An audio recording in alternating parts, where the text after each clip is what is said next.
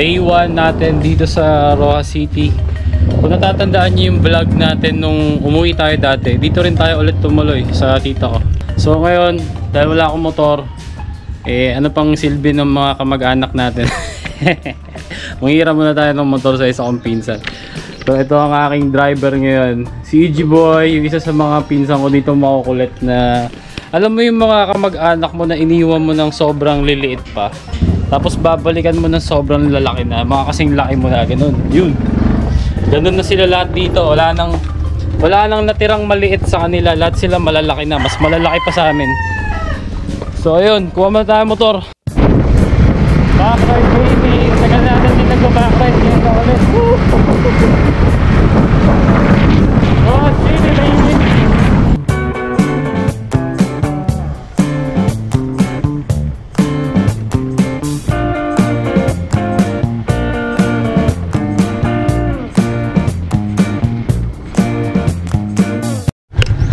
Okay, Mio Salty Gaming for today's video. Lambot, ano ba to? 79T tubeless kaya to? Leo tire. Mukhang tube type pa to. Napakalambot. Pero okay lang. Itong likod Leo tire din. Okay na yan, kesa wala. Ang baba ng minor. All goods lang. At least may magagamit pa rin. Preno mahina. Preno mahina.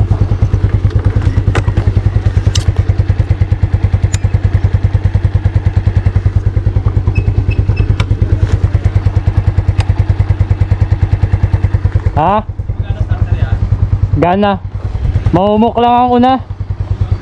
Pangina ko lang.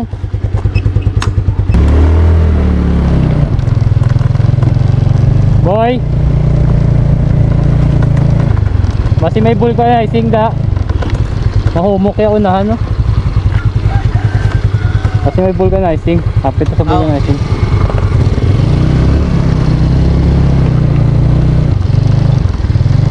Alright, so yun, may magagamit na tayo kahit paano dito sa Roxas City. Medyo liblib lang tong papasok doon sa bahay ng pinsa ko, pero all goods lang. At least di na natin kinailangan magrenta ng motor kasi dapat magre-renta tayo eh. Okay na to, goods na to. Papahangin muna tayo kasi medyo malambot yung gulong sa unahan.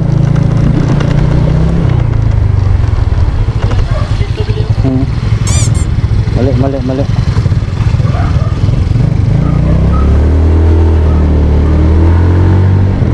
Woo!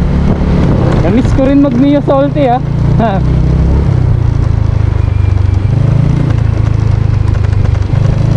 Front brake medyo lubog, kailangan ng konting bleed.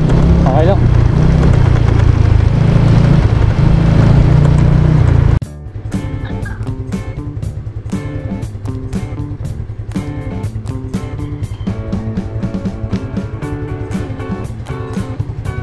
Okay, Mio Sporty Gaming sa Roxas City Capiz. Buti talaga at may nahiram tayong motor, kaya ito kahit anytime kami umalis ng aking unika iha meron. Yun. At dahil parang baguhan na ako ulit dito sa Roxas, tapos walang cellphone holder, yung aking manual na cellphone holder para sa maps. Let's go. So dadaan muna kami ng chapel ulit kasi walang kasama si mama. Pero ngayong araw pupunta tayo ng bye-bye. Ha! Adventure baby sa Roxas City. Let's go. Ganda ng panahon, grabe. Sana naririnig nyo ako, hindi kasi ako nakapagdala ng external mic. Bukod sa bye-bye, hindi ko pa alam kung ano ang maganda na pwedeng puntahan. Pero since maaga pa naman, madali na lang yun. Mag-iikot-ikot na lang siguro tayo.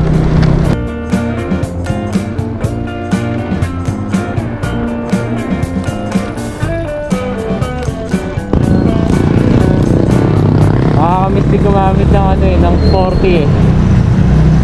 Kasi ibang-iba pa rin talaga siya sa M3, sa Click. Alam mo yun, may sarili pa rin siyang appeal talaga.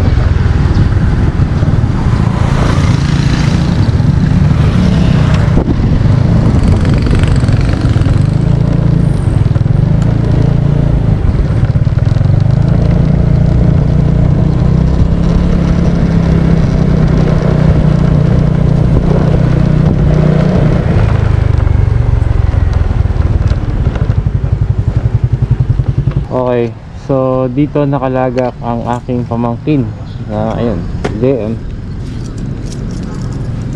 So dumaan lang muna kami dito kasi walang kasama si mama, nag-iisa lang siya. Dito ba si Tita Jo eh. Ari kagali. Okay, tuloy ang lakad. Andito na yung dalawang kapatid ko, andito na. Kaya sila na muna bahala dyan. Kami gagala na muna.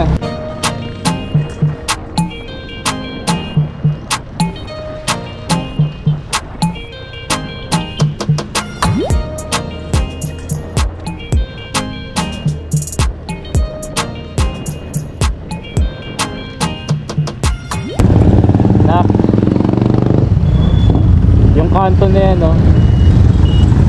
Yan mismo, yung kanto na yan. Yan dati yung pwesto namin. Video ko yan. Yan. Tapos dyan din kami nag-iiyaw-iyaw dati. Namuntik na kami makabili ng motor nun kasi sobrang lakas ng iyawan.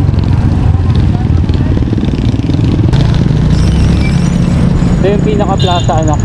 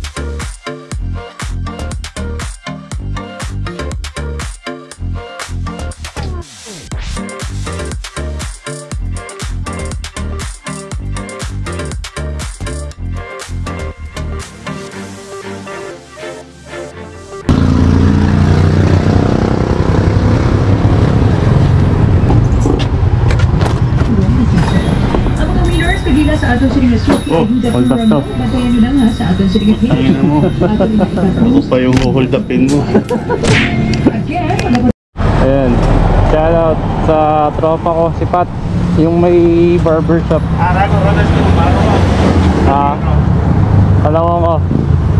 Alam ko kung ara.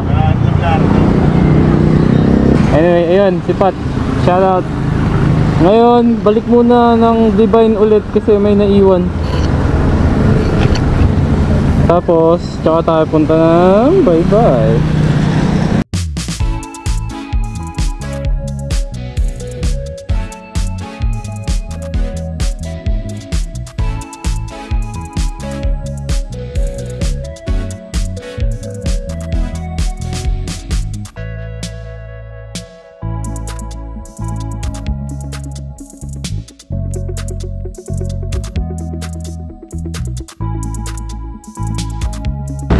Welcome sa Roa City People's Park. Yeah. Nakapunta din. Tagal ko din nakapunta dito. Hi. Punta tayo din, nak. Galing ng car ko. Sayang wala si Jared. Ganda na, ganda na. Wow. Kayak. Wow.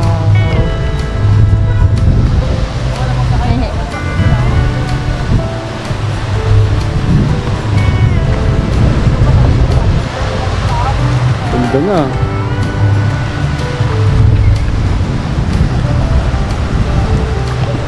Fairness, ang laki din talaga ng naging improvement dito. Tapos sa gabi sigurado maganda yung mga pailaw dito.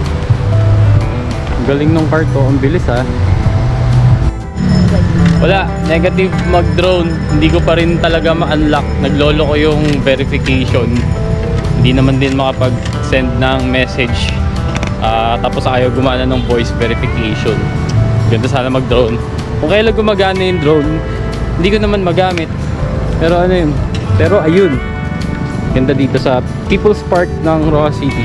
Ang laki na ng improvement talaga kumpara dati. Ayun o. Ganda o.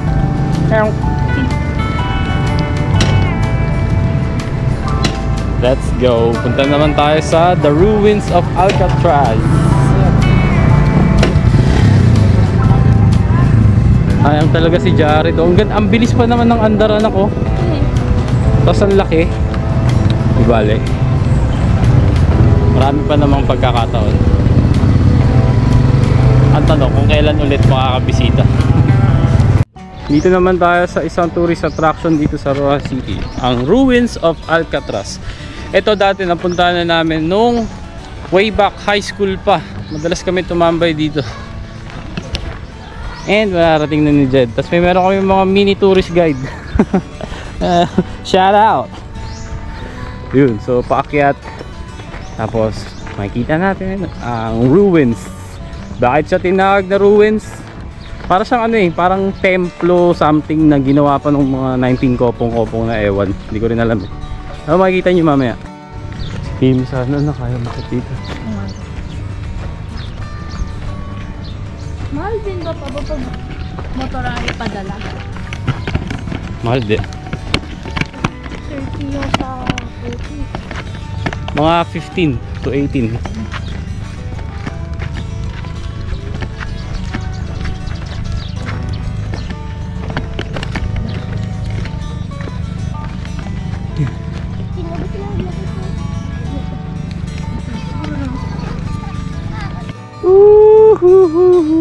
Dito tayo sa taas na part.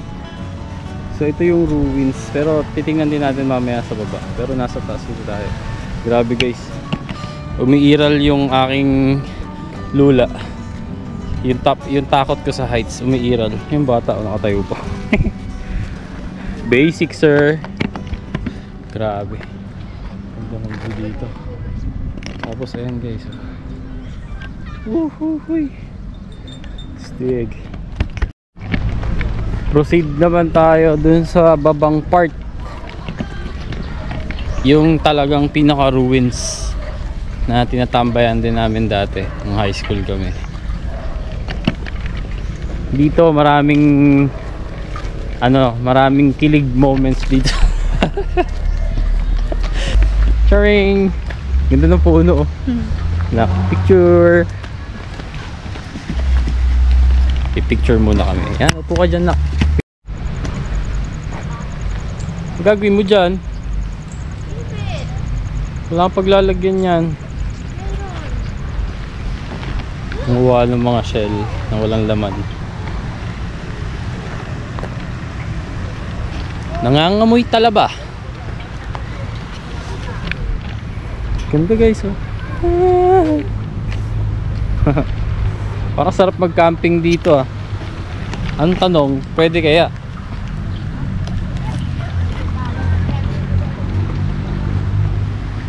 Parang nag-iba na to oh.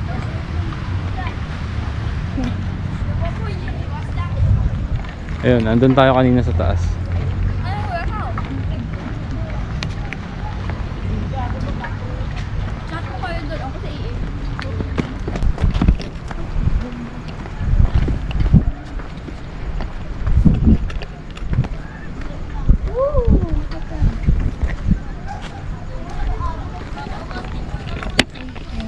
Okay, kaya mo yan, anak.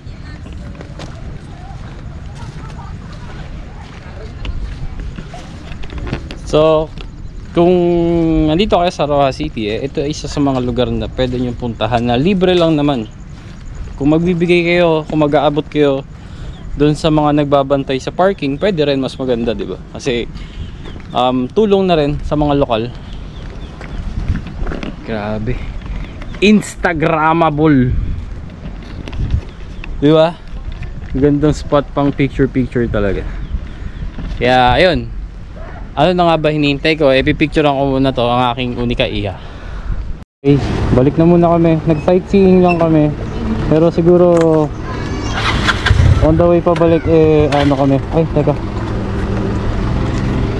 On the way pabalik hanap kami ng mga ano, sa Baybay meron mga street foods, mga kikiam, kwek-kwek, mga fishball. Kasi ano pa nga ba ang hihigit doon pagkatapos ng isang gala, diba? Street food. May pagkain naman siguro sa ano, sa chapel. Muna kami chichicha mamaya, pero for now merienda muna ng mga street food.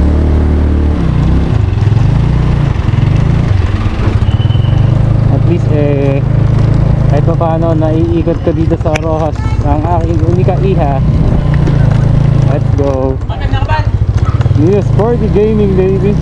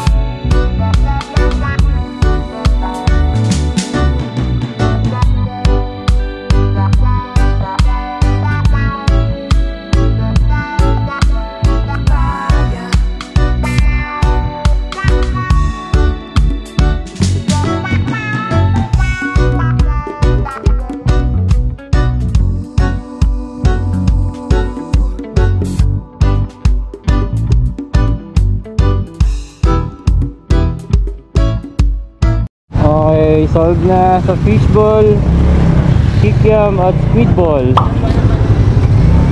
ang staple na street food ng mga Pilipino. So ngayon, biyahe na tayo ulit po pero malapit na naman, 15 to 20 minutes lang. Yun ang maganda dito sa Roxas, kasi ang lalapit ng mga lugar na pwede mong puntahan.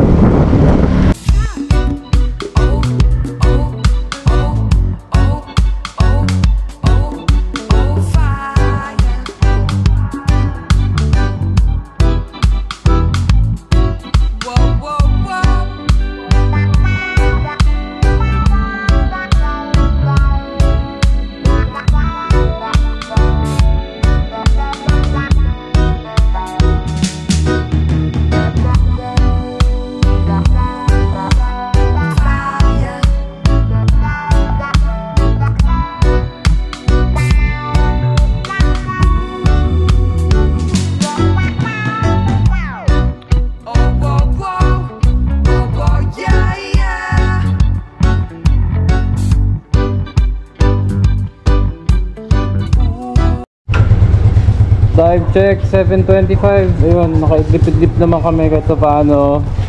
Balik na ulit kami ng chapel. Tapos ayun, may mga tropa na rin naghihintay doon. Yung mga, alam niyo na yun, yung mga barkada natin ng mga taga-Roxas. Let's go. Stock headlight. Napakadilim.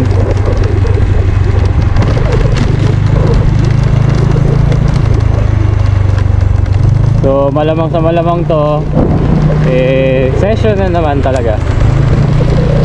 Kagabi session din pero kasama ko yung mga kapatid ko at mga pinsan ko.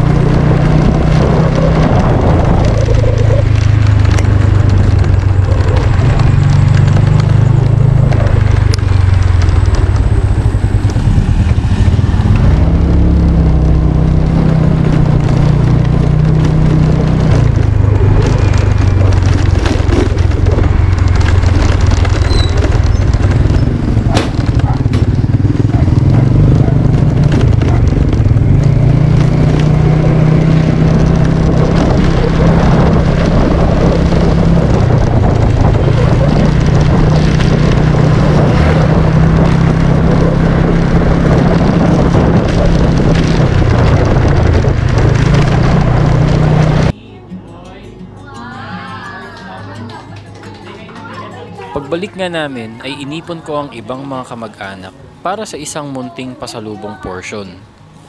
Pangalawang beses ko palang itong ginawa, pero kung kakayanin ay sa bawat uwi ko ng Roa City ay gagawin ko na rin ito.